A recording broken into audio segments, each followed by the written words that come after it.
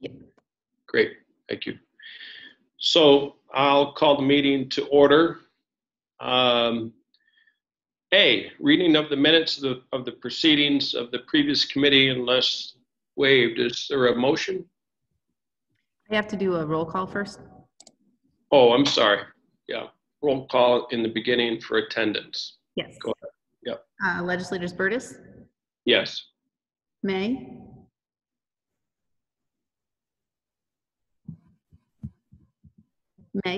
Sorry. Jordan,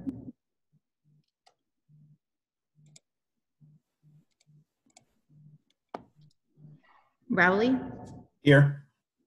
Irvin, Present. Williams, Here. Ryan. Here. 6 present, 1 absent. Thank you. Now let's start. Reading of the minutes of the proceedings of the previous committee unless waived. Is there a motion? Linda, I'll move it. Second. Mrs. Irvin first, Mr. Ryan second. Do we need to call the roll on that one? No, Okay. you can just do a base. Yeah, no. Yeah. All in favor? Aye. Aye. Aye. B, approval of the minutes of the proceedings of the previous committee. Is there a motion? Moved. Majority Leader May first. Is there a second? Leader Irvin, second. Leader Urban is second. All those in favor say aye. Aye. Aye. C, presentation of resolutions and local law. Number 1, Syracuse Onondaga County Planning Board. We're talking about confirming the reappointment to the Syracuse Onondaga County Planning Board. Mr. David Scovel. Believe we all know him. We have someone here to speak on that.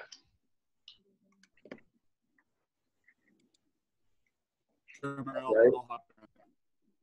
Sorry? Mr. Matt. Mr. Matt. Yep. Dave Scovel obviously is the, yes, thank you. David Scovel is the Director of Cornell Cooperative Extension. Again, this is a reappointment to him on this board, very important board. We originally put him on there to make sure that as they're looking at some of these things across the county, that the interests of the agricultural side of things is kept in mind. He's done a great job. His attendance is impeccable, and it's a reappointment. Thanks. Thank you. Other questions, comments? All right. Is there a motion? Moved. Leader May, is there a second? Second. Legislator Ryan, can we call the roll, please? Legislators Burtis, Yes. May, Yes. Jordan, absent. Rowley, Yes. Irvin, Yes. Williams, Yes. Ryan. Yes. 6 ayes, 1 absent. Thank you.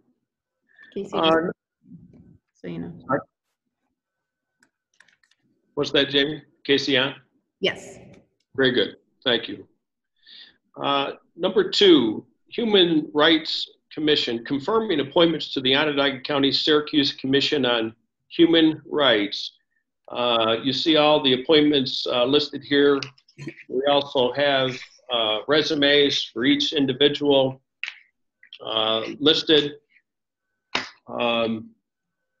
Anyone to speak to that, or I can talk to it? Yeah, Mr. Chairman, this is Brian Donnelly. Yes. Your appointments, county executive appointments to the Human Rights Commission. I do want to note that the first appointment, Ty Shaw, has requested to withdraw his name for consideration. So we were notified of that late on Friday. So we're asking that the other 3, that he be removed from consideration and the other 3 individuals be considered today. Very good. Any questions, any comments about that? Yeah, we received it really past time on Friday. We were closed when we got confirmation of that. Just didn't have time to change it. You know, this has been out for a while. So any other questions or comments? If not, do I have a motion? I'll move it. Legislator Jordan is first. Is there a second? I'll second, Linda. Leader Irvin, can we call the roll, please? Legislators Burtis, Yes. May, Yes. Jordan, Yes. Rowley, Yes. Irvin, Yes. Williams, Yes. Ryan. Yes. 7 ayes, none opposed. Mr. Chairman, this is Tim. That's as amended. Yeah, yes, I'm sorry. Thank you. As amended, right.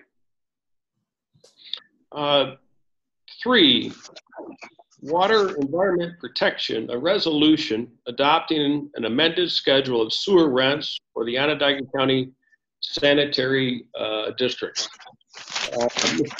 Mr. Jordan, I believe you're up. Oh, well, yeah. Okay, so I guess website here. Yeah, this is just the companion resolution to what was passed last month, which was for the public hearing. This is simply to redefine what a sewer unit charge is for commercial users only. It has absolutely zero effect upon any residential customers. What it does, though, is it helps to more fairly allocate the cost of maintaining our sewers between residential and commercial users. Again, this is really a companion resolution to the resolution we had last month, which called for the public hearing relative to this proposal. I wish somebody from WEP was here, because to the best of my knowledge, nobody appeared or voiced any objection to the change. But unfortunately, WEP is in a better position to, I think, speak on that aspect of it. Well, we'll ask now. Do you have anybody else? Yeah, Here from Web. we did. Casey, you did a great job summarizing it. It is exactly as you said. We had the commissioners hearing and no one appeared. And again, this is in line with where we have been over the last few years, and making sure that the definition of our sewer unit is more in line with what we're seeing with our residential customers. So a sewer unit defined as a single family household. And what we're seeing because of water consumption, reductions in water conservation measures, a single family home is using less sewer. So we want to make sure that when we assess sewer units to our commercial customers, that definition of a single family home is more in line. And again, equitable distribution of our operating and our capital expenses across all of our users. Well, and Shannon, correct me if I'm wrong, but this is sort of, I think, an increment in a process, I think, because there may be future adjustments in the future, but we're kind of doing it in small increments. So it very, very well may be that, whatever, next year sometime, we may get another resolution that may want to change that definition further, correct? That's correct. And in sewer, our water usage data is something that we collect every year, and we look at it for all of the commercial properties, and we do have it for residentials too. So we're constantly evaluating what our user base is doing.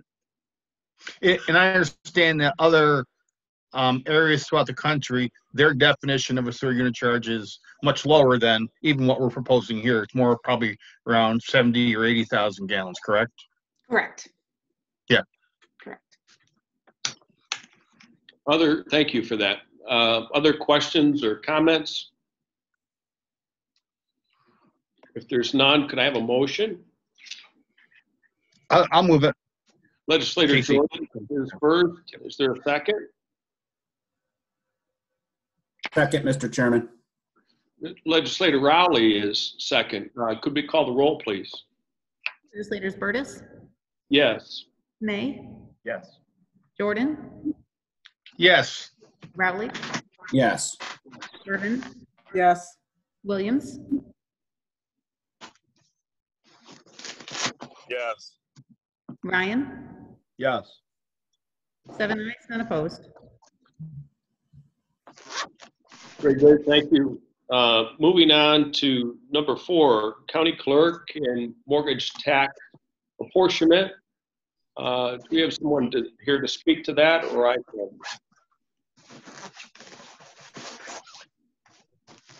Hey, Casey, you're live, buddy. We can hear you. We can see it. I believe Chris Bochaki is online. Yeah, Chris, yeah, why don't you take it? Sorry, working on the mic. This is my first Zoom meeting. All right. So yeah, this resolution is for mortgage tax apportionment pursuant to section 261 of the state tax law. The total apportionment to the city, towns, and villages is going to be $4,909,996.67. It's as long as I've been presenting, that's a record number. It's up a full 10% from the previous period and up 13% from the same period last year. Very good. All right, that's great. Appreciate that. You can see all the towns and city and villages listed there. Any questions? Any comments? Can I have a motion then? I'll move it, Mr. Chairman. Legislator Rowley is first. Is there a second? Second. Legislator Ryan is second. Could we call the roll, please? Legislators Burtis, Yes. May, Yes. Jordan,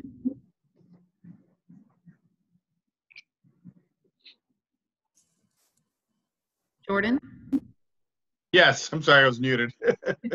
Rowley, Yes. Irvin, Yes. Williams, Yes. Ryan, Yes. 7 ayes, none opposed. Thank you. Thank you. Have a good morning. Oh, thank you. Appreciate you coming. Have a good Thanksgiving. You as well. Thank you. On to number 5, county legislature changing the date of the December 15th legislative session. We are, Mr. Chairman, but I can announce that we're changing the session from December 15th to Thursday, December 17th. Mr. Chairman. Yes, two things. Number one, on item number 4, just a reminder on that mortgage tax apportionment. You know, that's something we do for the towns that a lot of other counties don't. So that's a very, especially when it's up this much, this is a very allocation. So just a reminder there. On number 5, you know, because of the change in the budget schedule and having 3 sessions in December, because of the time required, we have to have 10 days notice for public hearings and the like.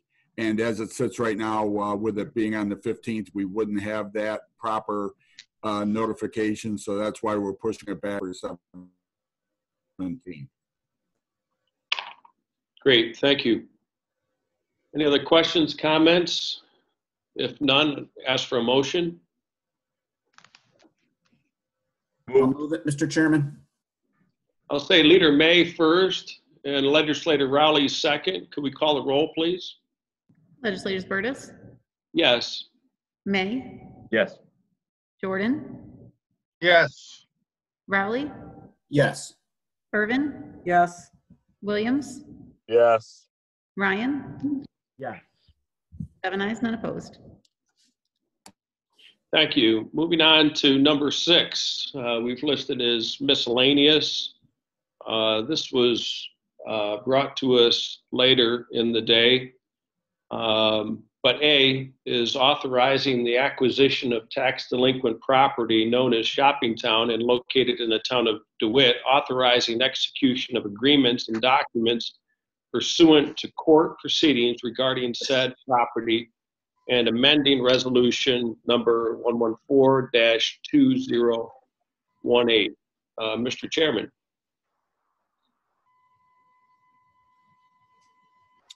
if you will, or I think we Thank do you, it. Mr. Chairman. Yeah, we have to be late on Friday. I think we have Mary Beth Primo and Bob David? They're going to do these. Go ahead. Can you guys hear me? Yes, Yeah. Mr. Durr. All right, We have great. you. All right, so this is a result of a long and extensive negotiation and eventual mediation out of the bankruptcy court in the Western District of Pittsburgh, or Pennsylvania. I think you're all familiar with the logistics before this. You had previously passed the resolution where we're going to take the property and a tax foreclosure. As a result of that, and a subsequent lawsuit found against the debtor, Moonbeam at the time. They filed for bankruptcy. It wound up in the Western District of Pennsylvania because they had another companion bankruptcy on a property called Century Mall. This has been ongoing for a year and a half. To say that Moonbeam was obstructionist during this process is an understatement, but eventually we got a lot of the discovery done, and we got to the point where there was a trial date. The judge suggested that we go to mediation. Mediation was done before Judge Judith Fitzgerald. She was a former bankruptcy attorney in the Western District of Pennsylvania, is very familiar with the case. The mediation took 2 days, and there were various proposals, none of which were acceptable to the county. Finally, we asked the judge for something called a mediator's recommendation, in which she made a proposal based upon her mediator's recommendation, and subsequent negotiation off that, we came to a proposed settlement. That settlement was an upfront payment of $3.5 million, and then a subsequent sale through the RFP process, with portions of the proceeds of that sale to go to both the parties. The reality was that in bankruptcy, what they have is a cram down. The cram down is the evaluation of the property based upon its present value. So the reality is also that Moonbeam had submitted property values with their appraisers in the low 5 to 6 range. We had property values in the 18 to $20 million range. Based upon that,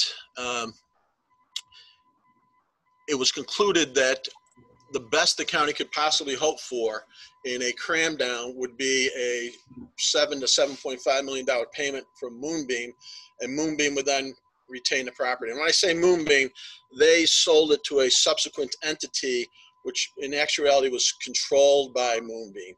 This guy was, I use the word puppet, but he was a puppet, and there was never a recorded deed or anything like that. So he was just a facade for the Moonbeam principles. So we figured that there would be greater realization of what our losses were if we were involved in the process and we were able to benefit from the sale. So that's why we have the proposed sale and acceptance of the property. So the one authorizes the acceptance of the property. The second one authorizes the subsequent sale to of the property by us. Okay.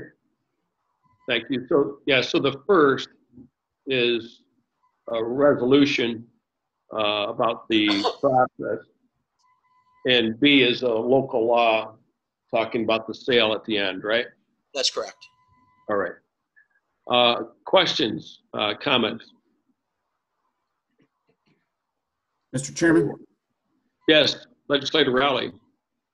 number of questions, Mr. Chairman. So the $3.5 million upfront payment, is that all county funds? No, what was there were two other entities, the school and the town.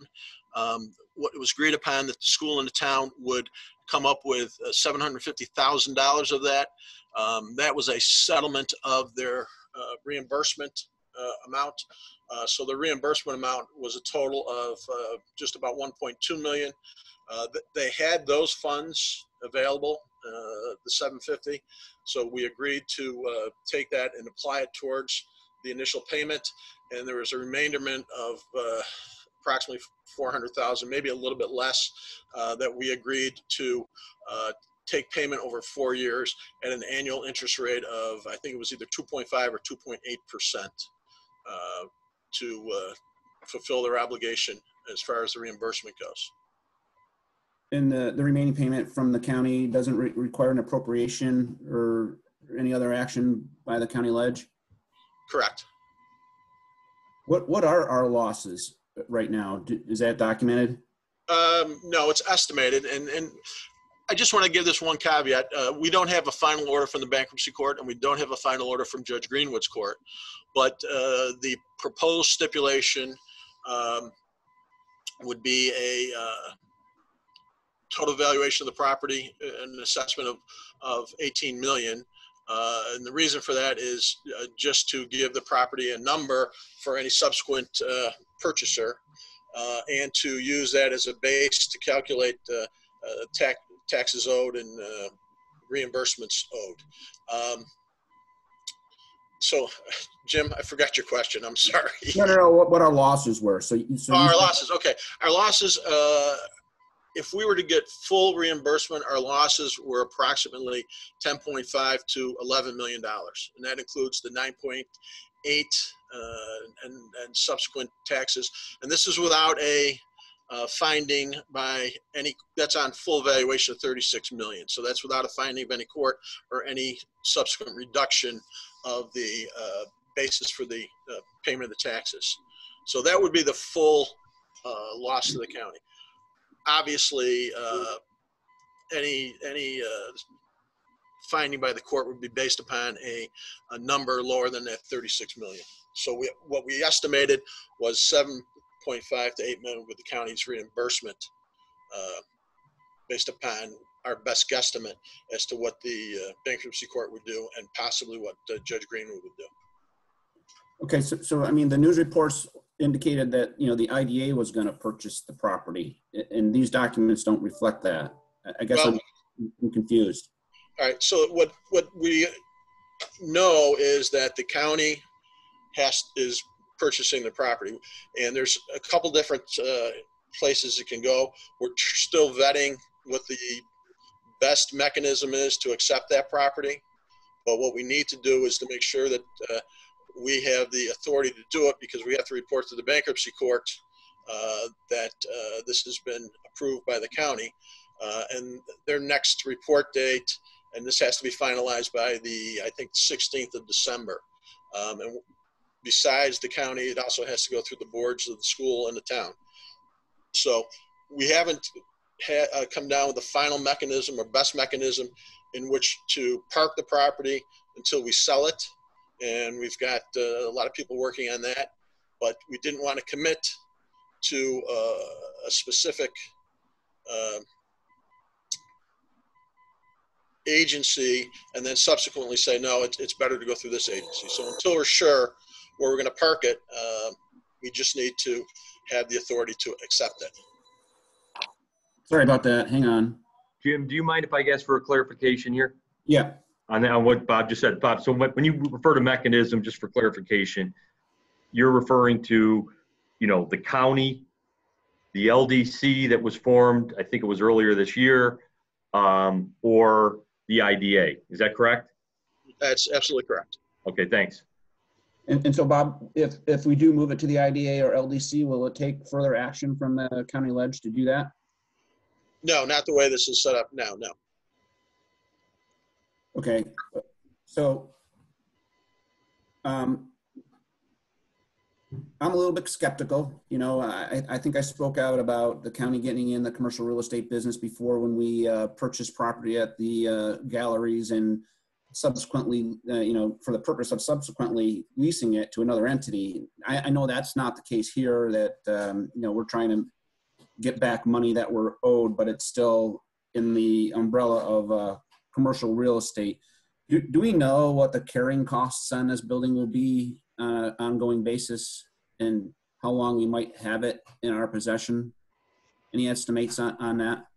The only estimates I can give is that the right now the carrying costs include the NIMO, and I know they're keeping that at a minimal temperature just to keep the pipes from freezing, and it'd be snow removal and probably some maintenance. I don't think there's a lot of maintenance to do. There's not a lot of people going through there right now. It's pretty much dead. They failed to install the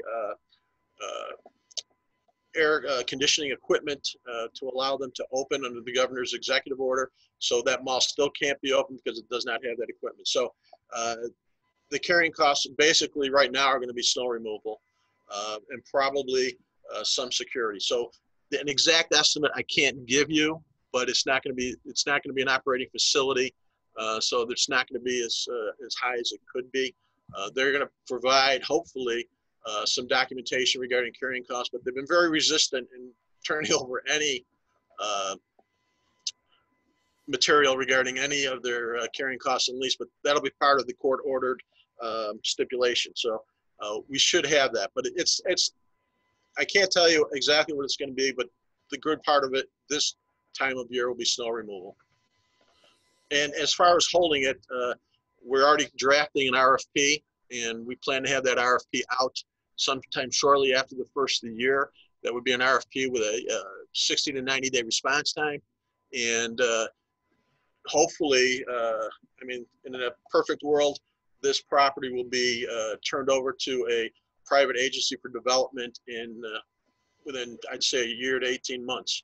And one other thing I want to bring out, which was Ryan's, one of his chief reasons to get this property, is that Moonbeam and the subsequent public corporation are not good corporate citizens. They have done nothing with that property except dissipate it. They have done a lot of deception regarding redevelopment. The redevelopment which they proposed was just a regurgitation of the Macerich plan. So it was clear from the beginning that they had no intent on seriously redeveloping this property. And although they said they did, but they did nothing to do that. And they've shown in the past with certain properties, especially Century Mall in Pittsburgh, and there was a mall in Bloomington, New Jersey, and another mall in Atlanta where they left it dormant. The mall in Atlanta, there was a murder in there because it was left open.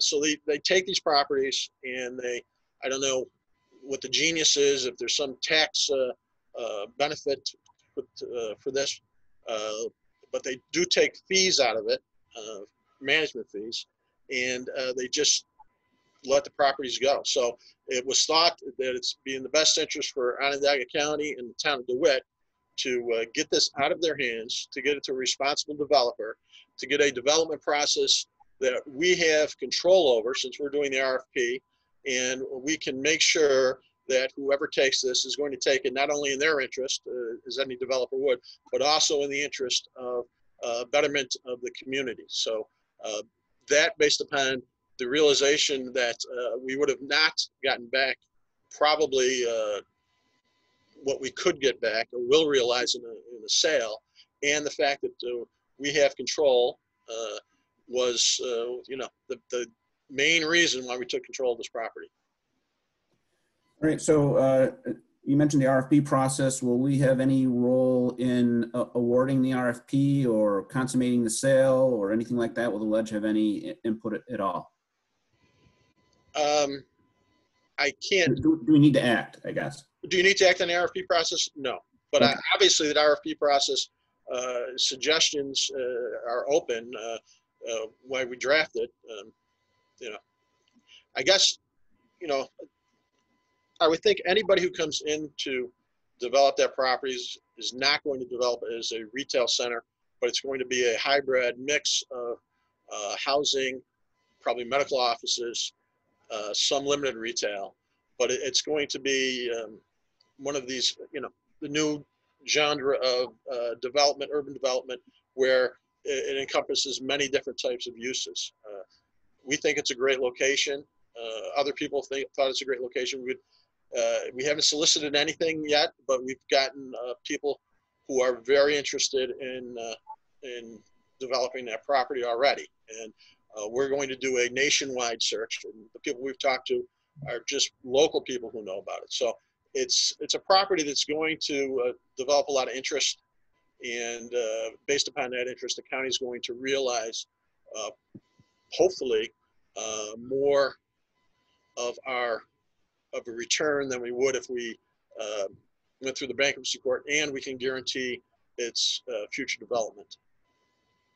This is Mary Beth and Jim. Just to, Bobby wasn't involved in this part, but recently I was talking to the county executive, and I'm working more on the RFP with Dan Hammer, and we are planning on having a meeting prior to its being fully developed with some of the legislators, especially those who represent the areas in DeWitt and the town of DeWitt, along with some people from our administration to discuss what we think should be included in the RFP, because, a town center would work there very well. But also there may be an opportunity for a large employer with some kind of, a certain kind of business, whether it be a high-tech, highly professional building or a campus if they would want there.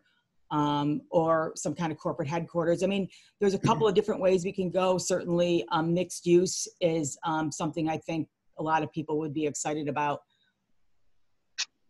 Okay, no, and I appreciate that. And again, sort of in a tough situation with this, and I wish I could share all your optimism. I'm a little skeptical. We are in a pandemic, and retail space it isn't going well. Certainly big box retail is not going well. And again, I realize this might be a hybrid use type of property.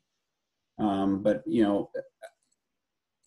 just like and I, don't want to bring this up, but I will, just like the Film Hub, that's in an LDC right now. And I believe we're relying on state grants to fund that, but that could come back to, to the county taxpayers as well if money dries up there. So I'm a little skeptical of this this deal. I wish there was a better way to do it. And again, I'm not the legal expert trying to sift through all this stuff, but it is what it is. I'm done, Mr. Chairman. Thank you. Other questions, other comments? Mr. Chairman, it's Ryan. I just have a question or two. I just had a question. So Legislator Rowley asked a question.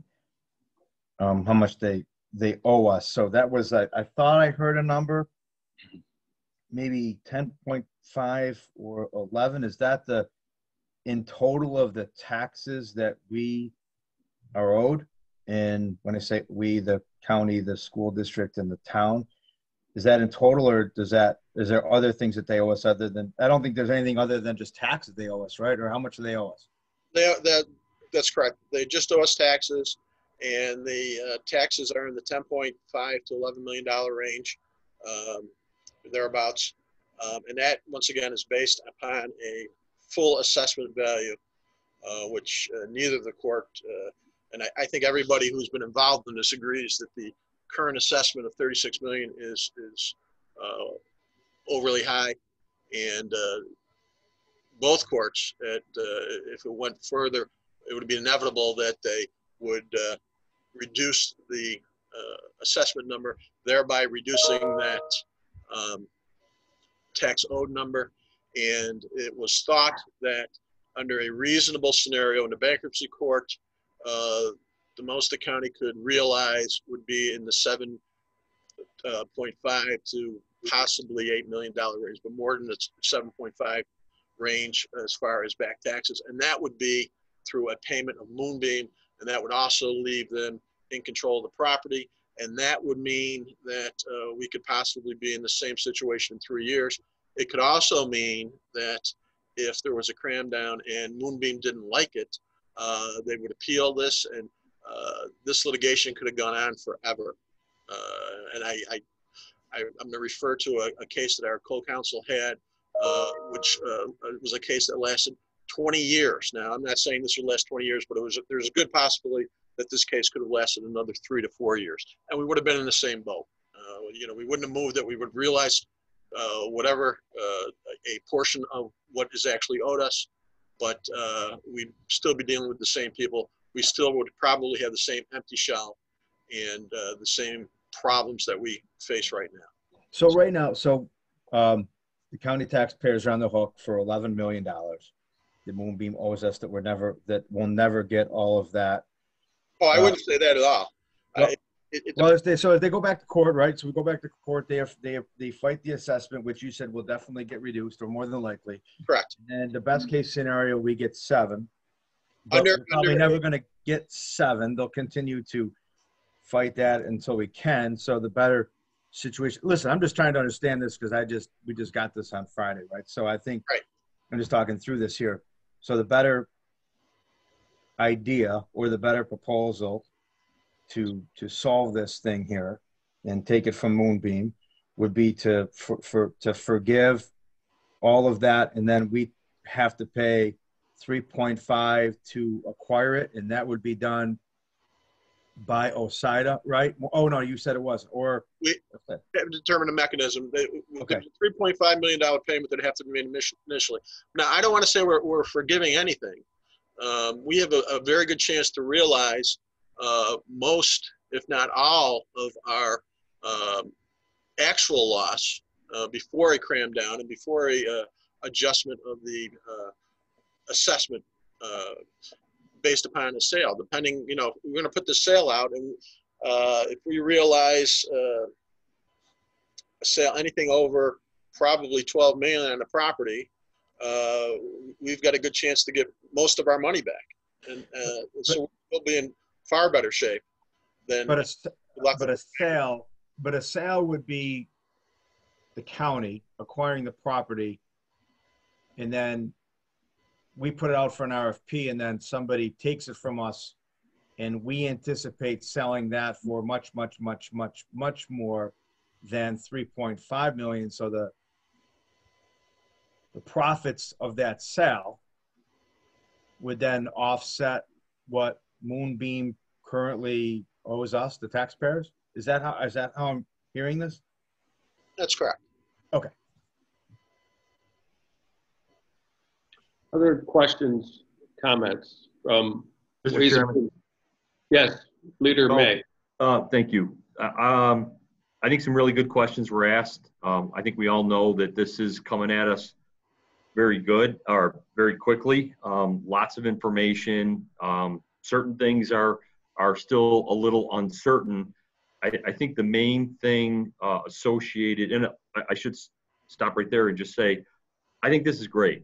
I love the fact that the county is taking a process that we have pretty much been victimized by, and turning the table around, turning things around, and actually taking control of the outcome. And I think that's fantastic. So I'm very supportive of this initiative. I think there's some good questions and things that maybe are a little uncertain right now. And as I said, I'm supportive, but we know that when we get to the local law, we're going to consider this. So, and leave it considered. We won't actually vote on the local law. Customarily, we typically don't. I would suggest that maybe we just consider 6A, 6B. Again, I think this is a very positive effort, movement, and a significant blighted property that can be used and put to good use, and get it back on the tax rolls productively in the future. But since we're considering one, I don't see any harm in considering both, so we can keep things moving forward and have a lot of more questions answered if there are some. Again, I'm very favorable on this, but again, if we're considering one, we might as well consider both. Right. Thank you, Leader May. Yeah, so on a local law, we only leave them as considered, so that would be B. And we'll take a few more questions and comments here, but my plan is to not vote on 6A. We'll leave it as considered. Are there other questions, comments from Ways and Means members before I go on to others? Mr. Chairman. Yes, Leader Irvin. Yes, I certainly agree with considering it and not voting today. I certainly am in favor of this because the town of DeWitt, this is an eyesore for us, and it's been a long process. But there are questions that need to be answered before we do take a vote. I certainly would love to see this happen in some form that will make it beneficial to the town of DeWitt as well as to the county. This property has been in jeopardy for a long time and it needs to be resolved. And in that regard, I would be in favor of it, but would not want to vote today. Thank you. Thank you. Other Ways and Means members? Questions? Chairman Burtis, just one quick last question. So if it's not, I just want to make sure. So if it's not going to be OSIDA, if it wouldn't be, what would be the alternative? And how would that look? The alternative would be the county itself or an LDC, or tax delinquent LDC.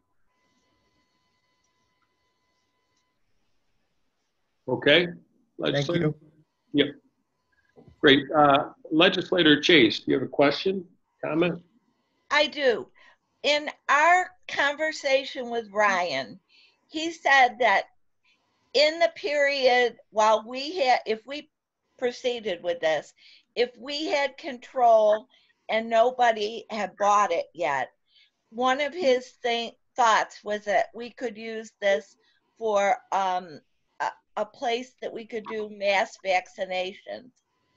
Now, if that happened, would we be responsible for redoing the air exchange system in there?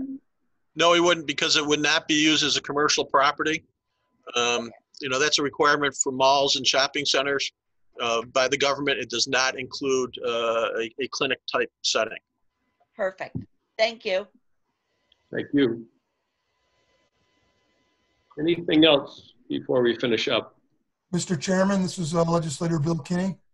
Sure, Mr. Kinney, go ahead. Thank you. This is just a comment, and it's kind of a tangent to what we're talking about. And I did express my concerns to the county executive. But for this mall to be assessed at $33 to $36 million is not right. It's an insult to the rest of the taxpayers in this community. So I think it's something that this legislature should think about, how we do assessments, because it's just not fair. Everyone agrees that at the most, well, I think everyone agrees from what I've heard today and the other day, that it might be worth 18 million, but 18 is a much lower number than 33. So that's just my 2 cents. Thank you very much. All right, well, that is a whole other process. There's professionals that work on that, and commercial space and square foot, all kinds of concerns. I'm not a professional in that, but there's a whole other world associated with that. And I think we'll just leave that to the professionals, not to legislators. Any other questions, comments, though, before we go? Chairman, I'll hop in, please. Yes, Mr. Chairman. Thank you. Just real quick on Legislator Kinney's comment. Actually, we spoke with the county executive about that as well, and he did a conference call with us too.